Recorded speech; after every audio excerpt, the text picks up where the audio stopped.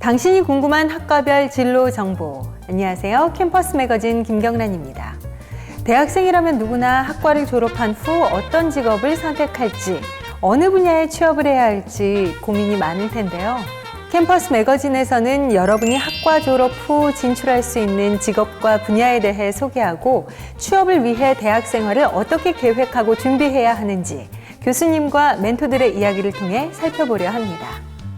이번 편은 초등학교나 중등학교에서 학생들을 지도할 교육자를 양성하는 초중등 교육학과입니다. 그럼 첫 번째 코너 시작해 볼까요? Now 초중등 교육학과는 지금.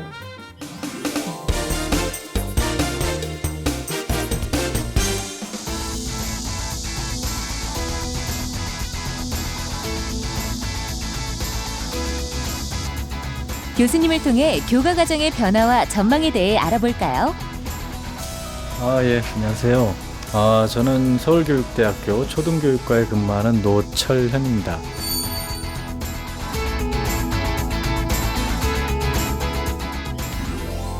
초등교육학과와 중등교육학과의 교과 과정은 어떻게 되나요?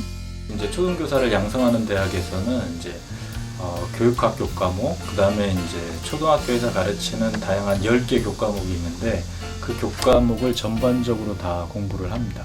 더불어서 이제 교양 과목하고 추가적으로 이제 각 교과목에 이제 심화된 그런 내용들을 공부하는 데 비해서 중등교사를 양성하는 사범대학에서는 초등교육의 경우하고 비슷하지만 이제 각 교과별로 학과별로 구분이 되어 있기 때문에 예컨대 교육학과, 영어교육과, 수학교육과 이런 식으로 구분되어 있기 때문에 각 학과별로 전공 과목을 훨씬 더 집중적으로 공부를 하도록 되어 있습니다. 교수님, 최근 학과 교과 과정에 어떤 변화가 있나요? 요즘은 이제 우리나라가 인구학적으로 좀 학령 인구가 이제 줄어들고 있는 형편이고 그 다음에 이제 다문화 사회를 지향하고 있기 때문에 이제 기존에 해왔던 여러 가지 이제 교양 과정, 교육학 과목, 그 다음에 전공 교육에 더불어서 이제 다문화를 대응하기 위한 다문화 교육, 특수아동들을 위한 특수교육 같은 내용들이 이제 포함이 되어 있고, 그 다음에 이제 사회가 전체적으로 이제 IT 기반 사회가 점점 더욱 가속화되고 있는 형편인 것 같습니다. IT와 관련된 교과목이라기보다는 IT를 활용한 교과목 운영 방안들, 그런 내용들이 이제 그 전공 교육 과정에 점점 포함되고 있는 형편입니다.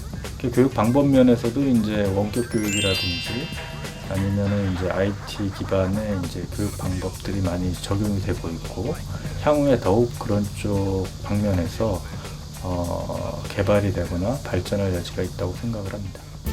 그렇다면 졸업 후의 진로 방향과 취업 전망은 어떻게 되나요?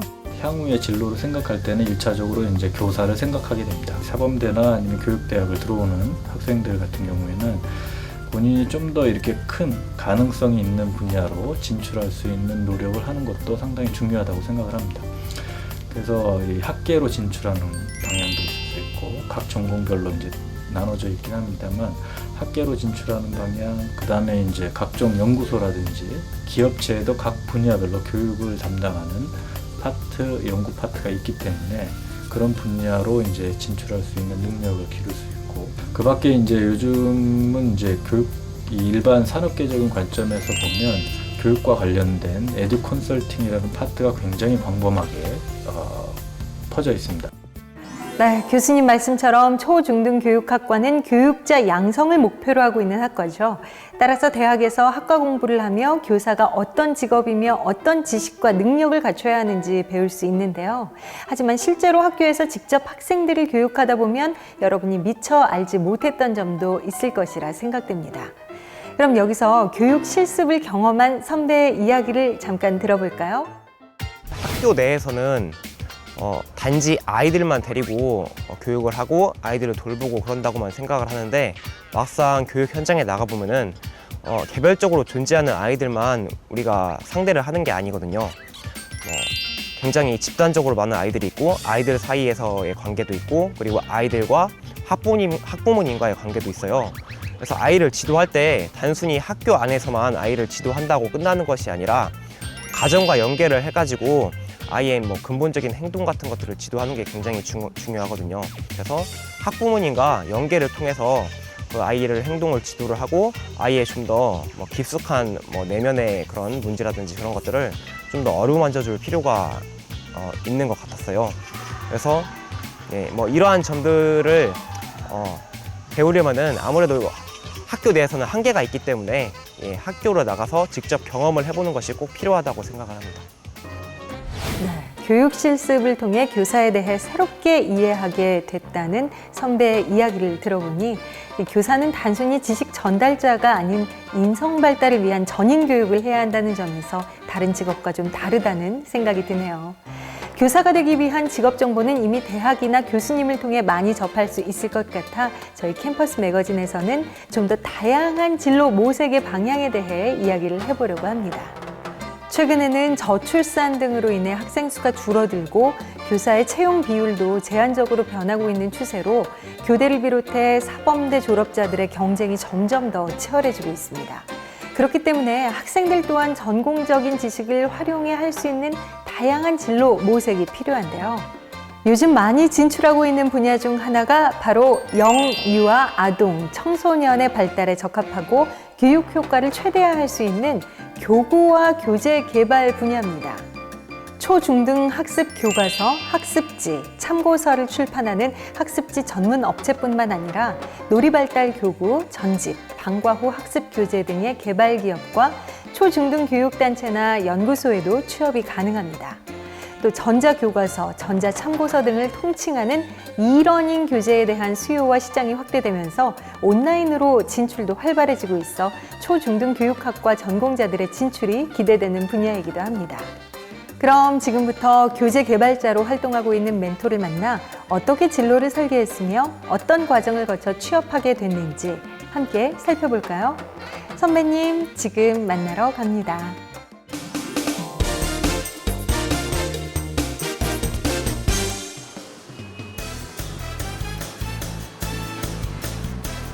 안녕하세요. 우리 학과 졸업 후 교사 말고도 다른 직업에 대해 알아보고 싶어서 이렇게 멘토님을 찾아오게 되었는데요. 너무 기대가 되고 빨리 만나고 싶습니다. 선배님, 지금 만나러 갑니다. 출발!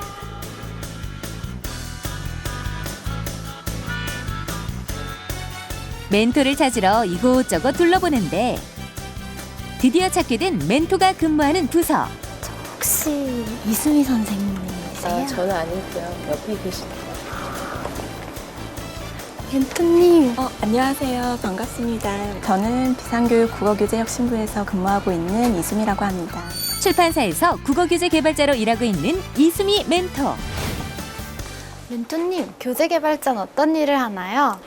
교재나 교과서가 나오는 전반적인 업무를 담당하게 되는데요. 그 중에서도 가장 중요한 게 바로 기획이라고 할 수 있어요. 여러 번의 기획회의를 거쳐 기획안이 마련되면 이를 바탕으로 저자생님께 원고를 반출하게 되고 여러 번의 검토 과정을 거쳐 전달된 원고는 본격적으로 책으로 만드는 작업을 하게 됩니다. 저희 과 학생들의 경우에 대부분 교사를 꿈꾸고 오지만 실제로 교사가 되는 사람은 되게 드물어요. 그래서 저도 진로에 대해서 되게 고민이 많은데요. 멘토님께서는 어떻게 이 직업을 선택하게 되셨나요? 저도 처음에는 대부분의 학생들처럼 임용고시를 패스해서 선생님이 돼야겠다는 생각을 하고 있었어요. 그러던 중에 재학 시절에 학원에서 국어를 강의하게 되었는데요. 아이들하고 소통하고 가르치는 것도 재밌었지만 제가 가장 재미를 느꼈던 것은 아이들의 학습 자료를 만드는 것이었어요. 어떻게 하면 아이들이 쉽고 재미있게 공부할 수 있을까를 생각하면서 만들었었는데 실제로 아이들이 재미있어하고 또 쉽게 이해하고 성적도 오르는 것을 보면서 왠지 모를 기쁨과 뿌듯함을 느꼈었거든요. 그러던 중에 제가 쓰는 참고서의 출판사에서 직원을 채용한다는 공고를 보게 되었고요. 이거다 싶어서 도전을 하게 되었어요. 일을 하시면서 가장 도움이 되는 학과 내용은 어떤 것이 있을까요? 교구교재 개발자에게는 학과 공부가 절대적인 만큼 매우 중요하다고 볼 수 있어요. 전공과 직접적으로 맞닿아 있기 때문에 학과 공부를 축실했다면 아마 업무를 하는데 많은 도움을 받을 수 있을 거예요. 제가 대학생 시절로 돌아간다면 저도 문학이나 문법을 좀 더 충실히 공부하고 인문이나 사회과학 등 다양한 분야의 책을 많이 읽을 거예요. 왜냐하면 다양한 분야의 글과 지식을 아는 것은 교구 교재 개발자에게 여러모로 큰 도움이 되고 글을 이해하고 분석하는 능력이 많이 길러지기 때문이에요. 교구 교재 개발자로 취업을 하려면 무엇을 준비해야 하나요? 우선 서점에 자주 들리는 걸 추천해주고 싶어요. 거기에는 타 출판사들의 여러 가지 교재들이 있기 때문에 그 교재들을 살펴보면서 책의 장단점을 분석해보는 게 중요해요. 물론 입사하려는 출판사의 교재도 분명히 이해를 하고 있어야 되겠죠? 좀 더 욕심을 낸다면 온라인에서 하는 출판교육 강의 같은 것도 들어보는 것이 도움이 될 것 같아요. 그런 다음 입사하려는 회사의 홈페이지에서 채용 공고를 확인하거나요.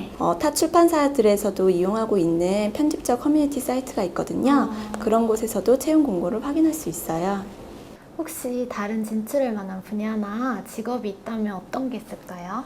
평생교육사나 기업교육 등 미성년자를 대상으로 한 교육이 아니라 성인을 대상으로 한 교육 분야로 진출이 가능하다고 생각을 해요. 특히나 평균 수명의 연장으로 노인을 대상으로 한 프로그램도 필요한 만큼 생소하지만 도전해볼 만한 가치가 있는 직업이라고 생각을 해요. 그리고 교육학을 공부한 전공을 살려 교육행정직에 응시해볼 수도 있고요. 마지막으로 학과 후배들에게 조언을 한마디 해주신다면 어떤 게 있을까요? 그동안에는 종이책으로 교재를 만들었지만 전자교과서나 전자참고서, 교재 관련 스마트 앱 개발 등으로 새로운 출판 시장이 성장하고 있는 추세예요. 학과 공부에도 충실히 하고 이쪽 분야에 좀 더 관심을 갖는다면 훌륭한 교구 교재 개발자가 될 거라고 생각해요. 힘내세요. 감사합니다. 오늘 정말 많은 걸 배우고 가는 시간입니다. 좋은 말씀 많이 해주신 멘토님 감사합니다. 네, 방금 보신 것처럼 멘토는 국어교육학을 전공 과목으로 선택했고 그것과 관련해서 국어교재 개발자로 취업을 했는데요. 이처럼 초중등 교육학과에서는 전공 과목 선택에 따라 세부적으로 진출할 수 있는 직업이 조금씩 다릅니다. 예를 들어 미술교육 전공자는 디자이너, 문화 관련 기자, 미술치료사 등으로 진출이 가능하고 수학교육과는 금융 관련 기업에서 보험 대리사로 취업할 수도 있습니다. 자신의 세부 전공 과목에 다양한 진로를 모색해 볼 수 있다는 것 기억하세요. 이번에는 우리 청소년 문제가 갈수록 심각해지면서 학교 외에도 이들을 지도하고 교육하는 인력을 필요로 하는 분야가 있어 소개하려고 합니다. 요즘은 획일화된 공교육을 벗어나 체험 교육이 중요해지면서 미술관, 박물관 등을 비롯해 각 청소년 문화센터나 지자체 사회복지센터 등에서 청소년을 대상으로 하는 프로그램을 기획 제공하고 있어 초중등 교육학과 전공자들의 진출이 기대되고 있습니다. 그럼 지금부터는 청소년 활동을 지도하는 청소년 지도사로 활동하고 있는 멘토를 통해 어떤 진로 고민으로 현재의 직업을 찾게 됐으며 취업을 위해 어떤 노력을 했는지 이야기를 들어볼까요? 멘토를 함께 만나보시죠.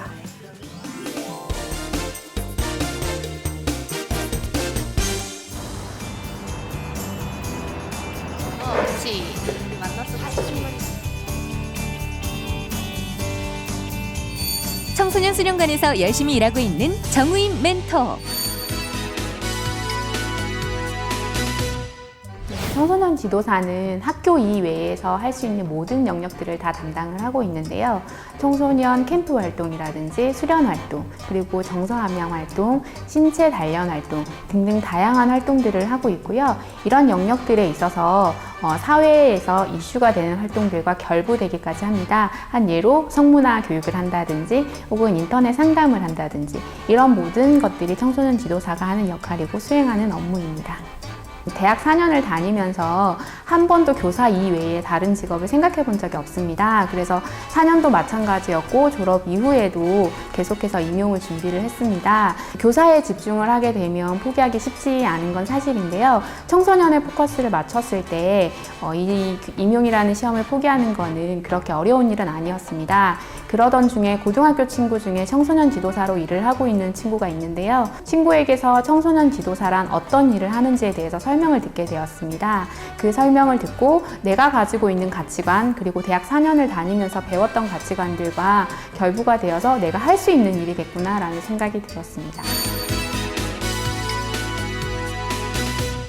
가장 기본적으로는 4년 동안 배웠던 교육적인 마인드가 가장 큰 도움이 되었고요. 그 이외에 청소년 수련관에서 일을 하다 보면 학교나 교육청과 일을 하는 경우들이 굉장히 많은데요. 저희가 교육 과정에 대해서도 공부를 하게 되고 수업 지도안도 짜게 되고 학교에서 실습을 하기도 하는데요. 그런 모든 과정들이 굉장히 큰 도움이 되었습니다. 그리고 학교에 다니면서 교양 과목으로 들었던 의사소통 기술이라든지 대중문화를 이해하는 그런 이해력이라든지 그런 부분들이 많이 도움이 되었었고요. 그리고 청소년 수련관에 와서 실질적으로 기획 업무를 하다 보니 포토샵이나 일러스트들의 기본적인 과정들을 배워서 자신이 가지고 있는 아이디어나 생각들을 표현해주면 너무 좋을 것 같습니다.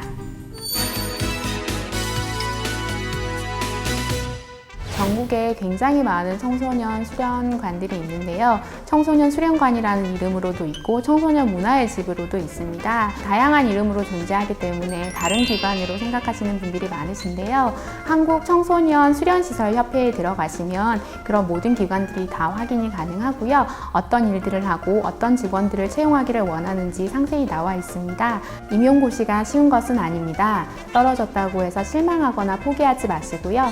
청소년들과 함께 할 수 있는 다양한 직업들을 탐색해 보기를 권합니다. 학교 이외의 다른 현장에서 자신의 자질이나 장점들을 훨씬 더 잘 발휘할 수 있을 것 같습니다. 교직에만 국한하지 말고 졸업 전에 다양한 정보를 찾아보고 경험해 볼 것을 권해드립니다. 청소년들의 꿈, 목표, 비전을 함께 만들어가는 청소년 지도사에 도전해보세요. 당신이 궁금한 학과별 진로 정보 캠퍼스 매거진. 멘토들이 걸어온 길을 통해 진로 고민의 해결 방법과 다양한 진출 분야를 알아봤는데요. 많은 학생들이 아이들이나 청소년을 지도하는 교육자의 꿈을 안고 초중등 교육학과를 선택했을 것이라 생각이 듭니다. 그중에 대표적인 직업은 바로 교사겠죠. 하지만 그 취업처를 학교로 국한하지 말고 자신의 적성과 흥미 분야를 고민해서 배움이 필요한 사람들을 위해 일할 수 있는 분야를 생각해 본다면 보다 넓은 진로를 선택할 수 있을 것 같습니다. 보다 적극적인 진로 고민을 통해 취업의 문을 두드린다면 여러분도 이 사회의 주인공이 될 수 있습니다.